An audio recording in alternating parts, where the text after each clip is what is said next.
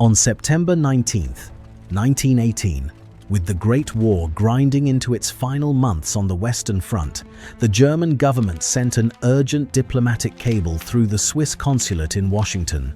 The message was not about poison gas. It was not about the tanks rolling across no man's land, or the machine guns that had already chewed through an entire generation of young men. Germany's formal protest targeted a weapon that had been sitting in American gun shops and duck blinds for 20 years, a pump-action shotgun, the Winchester Model 1897. Germany wanted it gone from the battlefield immediately. And they did not just ask politely, they threatened to execute any American prisoner of war caught holding one. The country that had introduced chlorine gas at Ypres, that had deployed flamethrowers to incinerate men alive in their own trenches, decided that this shotgun was the weapon that crossed the line. So what made a hunting shotgun so terrifying that an empire tried to outlaw it in the middle of the bloodiest war the world had ever seen? The answer starts decades earlier, in a small gun shop in Ogden, Utah, with a kid who could not stop taking things apart. John Moses Browning was born on January 23, 1855. His father Jonathan was a gunsmith, a devout Mormon, and a man with 3 wives and 22 children. The family had followed Brigham Young's wagon train west to the Utah Territory, and Jonathan set up a modest shop in Ogden where he built and repaired firearms for the community. Young John had almost no formal education. His classroom was the back corner of his father's workshop, surrounded by disassembled actions, loose springs, and half-finished stocks. While other children his age sat in schoolrooms, John memorized every firearm component that passed through the shop. By age 10, he could assess a customer's broken rifle and tag it for the correct repairs without his father's help. By 13, using scrap metal and salvaged parts, he built his first working firearm. The gun was crude, it was also functional, and it revealed something about the boy that no schoolroom could have taught. He understood how mechanical things fit together in a way that was almost instinctive. By his early 20s, Browning was designing original firearms on his own. In 1879, at age 24, he patented a single-shot falling block rifle. He and his brother Matthew manufactured these rifles by hand in a small workshop in Ogden, selling them one at a time. In 1883, a traveling salesman for Winchester Repeating Arms spotted one of Browning's rifles in a local store, recognized its quality, and brought it to the attention of the company. Winchester bought the patent, and a 19-year partnership began that would produce some of the most influential firearms in American history. Over the next 2 decades, Browning designed an astonishing number of guns for Winchester. The Model 1886 lever-action rifle, considered the strongest lever gun Winchester ever produced. The Model 1890 pump-action .22, which sold over 2 million units and became a staple of shooting galleries across America. The Model 1894 lever-action rifle, which became the most popular hunting rifle in American history, with more than 7.5 million produced. Browning was not just prolific, he was versatile. Rifles, shotguns, pistols, and eventually machine guns all came from the same mind. People who knew him said he could visualize a complete firearm mechanism in his head before ever putting pencil to paper. He would sit quietly for hours, turning an idea over mentally, and then start building. The finished product almost always worked on the first attempt, but the design that would eventually reshape the nature of close-quarters combat started with a specific problem that Winchester brought to Browning in the early 1890s. Winchester wanted a pump-action shotgun. Browning had already designed a lever-action shotgun for them, the Model 1887. But the thing was a beast. Heavy, clumsy, and unreliable. Pump-action designs were gaining popularity, and Browning knew the lever-action shotgun was a dead end. He convinced Winchester's leadership there was a market for a pump shotgun, and the result was the Model 1893. It worked, but it had serious flaws. The 1893 was designed around black powder shotgun shells, and as smokeless powder cartridges became the industry standard, the older design could not handle the higher pressures safely. Shooters reported cracked receivers and dangerous malfunctions. Winchester needed a fix, and Browning delivered one. He reinforced the action to handle smokeless loads. He redesigned the shell stop so rounds could not fall out of the magazine when the ejection port pointed downward. He lengthened the stock to prevent shooters from punching themselves in the nose during recoil. He improved the ejection system to clear spent shells more reliably, and he added a sliding shell carrier that shielded the shooter's face from escaping gas in the event of a misfire. The result hit the market in July of 1897. Winchester called it the Model 1897, and it was an immediate success. Hunters loved it, trap and skeet shooters loved it. Law enforcement agencies across the country adopted it. The gun came in multiple barrel lengths, different decorative grades, and both 12 and 16 gauge configurations. Over the next 60 years of continuous production, Winchester built more than 1 million of them. But the Model 1897 had a feature that nobody thought much about in 1897, a feature that would eventually terrify an entire army. The gun lacked a trigger disconnector. On most modern pump shotguns, you pull the trigger, the gun fires, and you must release the trigger and pull it again before the next shot. The Model 1897 skipped that step entirely. If you held the trigger down and pumped the action forward, the gun fired the instant the slide closed. Hold the trigger, pump, fire. Hold the trigger, pump, fire. This is called slam firing. A trained user could empty all 6 shells from the magazine in less than 2 seconds. Each shell carried 9 pellets of double-aught buckshot, each pellet roughly 33 caliber. That meant a single person could send 54 lead projectiles screaming downrange faster than most soldiers could work a bolt-action rifle once. Nobody designed the gun for war. Its first military test came almost by accident, on islands most Americans had never heard of. Around 1900, the United States was locked in a bloody counterinsurgency campaign in the Philippines following the Spanish-American War. In the northern islands, the fighting resembled a conventional guerrilla war. But in the south, on the island of Mindanao and in the Sulu archipelago, American soldiers faced the Moro people. The Moro were Muslim Filipinos with a centuries-old warrior tradition, and they fought with a ferocity that rattled even experienced combat soldiers. The most terrifying Moro tactic was the juramentado attack. A juramentado was a warrior who had taken a religious oath to kill as many enemies as possible before dying. Before the attack, the fighter shaved his eyebrows and body hair, wrapped his limbs and torso tightly with cord to slow blood loss from wounds, and sometimes packed his body with ritual herbs. Then he charged. Armed with a kris, a wavy-bladed sword, or a heavy bolo, the juramentado would sprint directly at American positions, slashing and stabbing anyone in his path until he was killed. These attacks were suicidal by design. The fighter expected to die. He intended to take as many Americans with him as possible, and the standard American sidearm could not stop them. Soldiers carried 38 caliber revolvers, and the lightweight bullets simply did not deliver enough force to drop a determined, adrenaline-fueled attacker who had deliberately prepared his body to absorb damage. Reports came back to headquarters describing juramentados absorbing multiple pistol rounds through the torso and still closing the distance, still swinging their blades. The army needed something with raw stopping power, and they found it in the Winchester Model 1897. Roughly 200 riot gun versions were ordered and shipped to the Philippines. Loaded with 9 pellets of double-aught buckshot at close range, the Winchester did what the .38 caliber could not.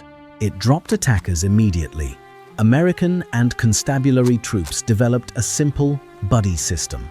One man carried a Krag rifle for engaging targets at distance. His partner carried a Winchester for anything that got close. General Leonard Wood, commanding forces in the Philippines, included the shotgun alongside the .45 caliber revolver in his official recommendations for effective anti-personnel weapons.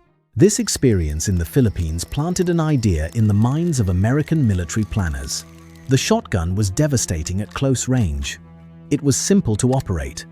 It did not jam easily, and it demoralized the enemy.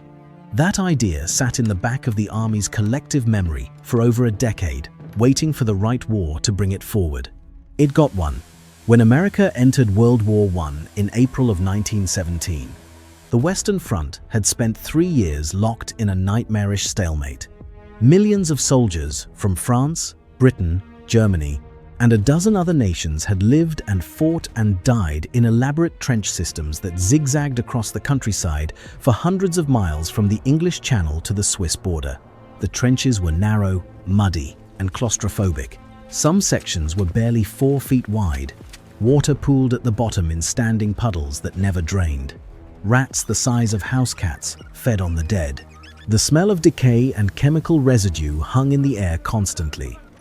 And the fighting that happened inside these trenches was medieval in its savagery. When soldiers went over the top to raid enemy positions, they did not engage at rifle range. They dropped into the enemy's trench and fought face to face. Men attacked each other with bayonets, clubs, knives, sharpened entrenching tools, brass-knuckle trench knives, and homemade maces studded with nails. A standard bolt-action infantry rifle was over 40 inches long and nearly impossible to bring to bear in a tight corner. Pistols worked at close range, but held limited ammunition and lacked the sheer force to guarantee a stop through layers of heavy wool, leather gear, and adrenaline. General John Pershing, who had commanded forces in the Philippines and personally witnessed the Winchester shotgun's effectiveness against the Moro, remembered. The Army's Ordnance Department began procuring Model 1897 shotguns and converting them for trench combat. The modifications were straightforward but effective. The barrel was already cut to 20 inches in the riot gun configuration, making the weapon compact enough for the confined spaces of the trenches. A perforated steel heat shield was fitted over the barrel, so soldiers could grab the forend during sustained rapid fire without burning their hands on the hot metal. And a bayonet adapter was added that accepted the Model 1917 Enfield bayonet, a long steel blade that turned the 8-pound shotgun into a functional short spear when ammunition ran out. This new configuration earned its own name, the trench gun, and it earned its reputation immediately. American doughboys loaded their trench guns with shells containing 9 pellets of .33 caliber double-aught buckshot. Each gun held 6 rounds total, 5 in the tubular magazine and 1 in the chamber. When a German assault wave came pouring over the parapet and into the American trenches, the defenders held down the trigger and pumped. 6 rounds in under 2 seconds. 54 heavy lead pellets shredding everything in a 20-yard cone. Soldiers started calling the Winchester the trench sweeper. Others called it the trench broom. Both names stuck because both were accurate. The gun did not just defend a trench position, it cleaned it out. Reports from the front lines described the effect in graphic terms. When German infantry launched mass assaults against American positions, doughboys armed with Winchesters opened up at point-blank range. With each gun holding 6 buckshot loads, over 200 men firing, and crates of extra shells stacked in the trench, the front ranks of the charging German infantry simply disintegrated. Every trench corner became a kill zone. Every narrow passage became a shooting gallery. A soldier going over the top could fire from the hip, slam firing as he advanced, clearing enemy positions ahead of him, and still have a 17-inch bayonet ready on the muzzle for anything that survived the buckshot. The trench gun also found uses beyond the direct assault. Soldiers on sentry duty carried shotguns for nighttime defense, because a spray of buckshot in the dark was far more likely to hit an infiltrating raider than a single aimed rifle bullet, and the gun's intimidation factor was enormous. German soldiers who had survived chlorine gas at Ypres, artillery bombardments at Verdun, and machine gun fire at the Somme were reportedly unnerved by the prospect of facing American shotgunners in the trenches. That fear is what led to the most absurd diplomatic protest of the entire war. On September 19, 1918, the government of Switzerland, acting as the official representative of German interests in the United States, delivered a formal communication to Secretary of State Robert Lansing in Washington. The message contained 2 elements. First, an official protest declaring that the American use of shotguns violated Article 23E of the 1899 and 1907 Hague Conventions on the laws and customs of war on land. That article prohibited the use of arms, projectiles, or materials calculated to cause unnecessary suffering. Second, a direct threat. Any American prisoner of war found in possession of a shotgun or shotgun ammunition would forfeit his life. The German government demanded a reply by cable before October 1st. The deadline itself was a pressure tactic. Germany wanted a fast answer, hoping the Americans would cave before the legal experts even had time to review the claim. Secretary Lansing became aware of the protest almost immediately, even before the full official note arrived through diplomatic channels. He was not intimidated. Consider the irony of that demand for a moment. By September of 1918, Germany had deployed chlorine gas, phosgene gas, and mustard gas on the Western Front. Mustard gas burned the skin, blinded the eyes, and destroyed the lungs of anyone who breathed it. Germany had used flamethrowers to set men on fire inside their own defensive positions. Germany had deployed serrated saw-blade bayonets designed to tear jagged wounds that were nearly impossible to stitch closed. Germany had launched unrestricted submarine warfare, sinking civilian merchant ships and passenger liners. And now, Germany was arguing that 9 lead balls fired from a sporting shotgun represented unnecessary suffering. The American response was thorough and blunt. Secretary Lansing forwarded the protest to the War Department. The Army's Judge Advocate General, Samuel Ansel, examined the legal arguments and concluded that the shotgun was entirely lawful. He noted that the Hague Prohibition targeted weapons designed specifically to maximize suffering beyond what was needed to incapacitate a combatant, things like expanding bullets that mushroomed inside the body. Buckshot did not fall into that category.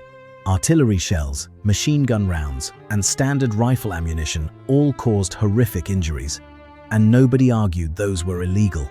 The standard for legality was whether the weapon's primary function was to disable enemy soldiers, not whether the resulting injuries were ugly.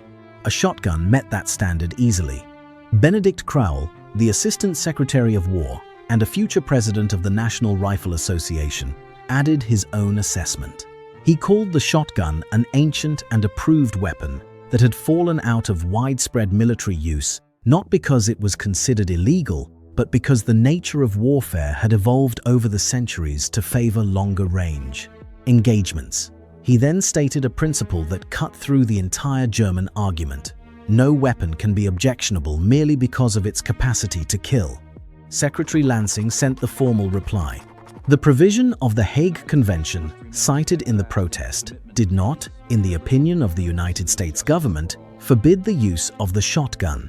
The use of the weapon would not be abandoned by the American Army. And if Germany carried through on its threat to execute American prisoners, the United States would retaliate by executing any German prisoner captured with a flamethrower or serrated bayonet. General Pershing echoed the warning from his headquarters in France. Neither side carried through on the execution threats. But the exchange had already accomplished something the Germans never intended. It made the trench gun a legend, a weapon so effective that the enemy tried to ban it through international law. The war ended on November 11, 1918. About 25,000 Winchester shotguns and 3,500 Remington Model 10 shotguns had been delivered during the conflict. The shotgun was never the dominant infantry weapon of the war. Bolt-action rifles and machine guns held that title. But in its specific niche of close-quarters trench fighting, nothing matched the Winchester. The American military censored photographs of soldiers carrying trench guns to avoid further propaganda, but the soldiers themselves never forgot what the weapon could do. After the Armistice, the trench guns went into storage. They did not gather dust for long. Between the wars, Marines carried their Winchesters during deployments across Central America and the Caribbean. In Haiti, Marines used shotguns during counterinsurgency patrols through dense rural terrain where ambushes came from 10 feet away. In Nicaragua, the same guns accompanied Marine units fighting rebel forces in mountainous jungle country. In Shanghai, Marines on guard duty at the international settlement carried Winchesters as a visible deterrent during the chaos of the Chinese Civil War. These interventions, collectively called the Banana Wars, were small in scale compared to the World War, but they kept the combat shotgun in active service and gave a new generation of Marines first-hand experience with its effectiveness in the kind of messy, unpredictable, close-range fighting that rifles alone could not handle. The military never forgot what the Winchester could do. They just needed the right conflict to bring it back in force. When the next war came, the Model 1897 was ready. World War II brought the old Winchester back to the front lines, though this time it shared space with a younger sibling, the Winchester Model 1912. The Model 1912 was a hammerless design, lighter and more refined, and the military purchased roughly 80,000 of them during the conflict. But the older Model 1897 was still in the arsenals, still functional, and still carried by the Marines who trusted it. The Pacific Theater gave the trench gun its second war. The jungle islands of Guadalcanal, Tarawa, Peleliu, Saipan, Iwo Jima, and Okinawa offered combat conditions that mirrored the Western Front in one critical way. The fighting was close. Japanese forces used dense jungle canopy, interlocking cave networks, and elaborately camouflaged bunkers to engage American troops at ranges measured in feet. A rifleman might never see his target until the man was already on top of him. Banzai charges, sudden night attacks, and ambushes from spider holes meant that a Marine's survival often came down to how quickly he could put lead into the space directly in front of him. The Winchester Model 1897 was built for exactly that situation. Point men walked at the front of Marine patrols, carrying loaded shotguns, the pump racked forward and finger near the trigger. These were the men who walked into the unknown first. Every step could trigger an ambush, and the point man's job was to absorb the initial contact and suppress it long enough for the squad behind him to deploy. When gunfire erupted from the tree line or a Japanese soldier burst from a concealed spider hole, the point man fired first. Slam. Fire. Let him empty 6 rounds of buckshot into the jungle before his squad mates could raise their M1 Garans. At ranges under 15 yards, those 54 pellets turned the brush into a wall of lead. It did not matter if the shooter could not see his target clearly through the vegetation. The spread pattern did the work. Squad photographs from the Pacific campaigns almost always show the lead man shouldering a Winchester, stock against his hip, barrel pointed at whatever darkness lay ahead. But the Pacific jungle introduced a familiar problem: humidity. Standard paper tube shotgun shells absorbed moisture from the tropical air and swelled inside the tubular magazine, jamming the action or becoming so bloated they could not even be chambered. Marines in World War I had encountered the same issue in the damp trenches of France and had developed the habit of cycling every shell through the gun before going on patrol to check for swelling. The permanent solution arrived in the form of all-brass shotgun shells, designated the M19, loaded with double-aught buckshot. These shells had originally been developed late in World War I, and the military pulled remaining stocks from storage and ordered new production runs. The brass casings were impervious to moisture.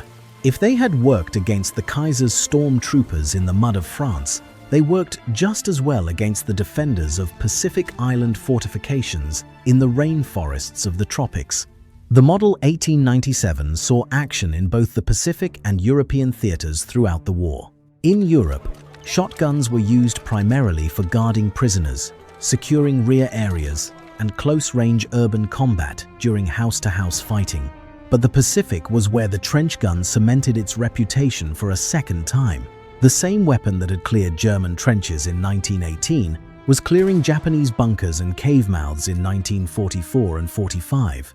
After Japan's surrender in August of 1945, more than 30,000 military shotguns remained in American arsenals. The Model 1897 was nearly 50 years old at that point. Winchester had been producing it continuously since 1897, and production would not end until 1957. A remarkable 60-year manufacturing run that produced over 1 million guns total. But the military was not done with it. When the Korean War broke out in 1950, those stored Winchesters were dusted off and issued to troops for tunnel clearing, bunker assaults, and guard duty in the frozen hills of the Korean peninsula. A decade later, when American forces deployed to Vietnam, the Model 1897 went along once more. In the rice paddies, rubber plantations, and dense triple canopy jungle of Southeast Asia, The combat shotgun found yet another war where close-range lethality mattered more than precision at distance. The gun that John Browning designed for duck hunters and sport shooters served in 6 American wars across 7 decades of active combat. Eventually, newer shotgun designs replaced it. The Ithaca 37, the Remington 870, and the Mossberg 500 became the standard military and law enforcement shotguns of the late 20th century. Each of those guns was lighter, smoother in operation, and designed with modern manufacturing techniques that the 1890s could not have imagined. But every one of them carried the DNA of the Model 1897 in its bones. The entire concept of a pump-action combat shotgun with a short cylinder bore barrel, ventilated heat shield, sling swivels, and bayonet lug, that configuration was born in Browning's original design and the Ordnance Department's trench modifications. Every trench gun, riot gun, breaching shotgun, and doorbuster used by militaries and police forces around the world traces its lineage back to the weapon that American doughboys carried into the trenches of France. The military shotgun, as a category of weapon, exists because of the Model 1897, and John Browning himself never got to see half of it. The man who designed the Model 1897 also designed the Colt 1911 pistol, the Browning automatic rifle, the M2 heavy machine gun, and dozens of other firearms that defined the 20th century. He died on November 26, 1926, at his workbench in Herstal, Belgium. He was working on a new pistol design when his heart gave out. He was 71 years old. He never saw his trench gun return for World War II. He never saw it go to the Pacific, to Korea, or to Vietnam. The weapon outlived the man who made it by decades, and it did not stop earning its keep until long after everyone who remembered Browning was gone. The German protest of September 1918 remains one of the great ironies of military history. A nation that weaponized industrial chemistry to suffocate men in their trenches objected to lead pellets fired from a sporting shotgun. A government that burned soldiers alive with flamethrowers claimed the moral authority to dictate what was and was not humane in warfare. The Americans saw through it immediately. They kept their shotguns, they kept their bayonets, and they kept fighting. No international body ever banned the combat shotgun. No treaty has ever restricted its use. The weapon remains in active military service around the world more than a century after the German government tried to have it outlawed. The Winchester Model 1897 occupies a unique position in the history of weapons. It was never the primary infantry arm in any conflict. It was always a specialist tool, carried by the man at the front of the patrol, the soldier guarding the trench line at night, the Marine walking point through the jungle. But in that role, at that range, in those desperate few seconds where combat came down to who could put the most lead into the smallest space in the least amount of time, nothing matched it. A gun designed for duck blinds and clay pigeons became the weapon that cleared trenches in France, stopped suicide charges in the Philippines, and broke ambushes in the Pacific jungle. Over 1 million guns built, 6 wars fought, 1 diplomatic protest filed, 0 bans upheld. The Model 1897 did not need to be the most common weapon on the battlefield to change the way wars were fought. It just needed to be the most feared thing in the room when the room was a trench. And for over 50 years, it was. If you made it to the end of this one, hit subscribe and drop a comment telling us which forgotten weapon from the World Wars you want us to cover next.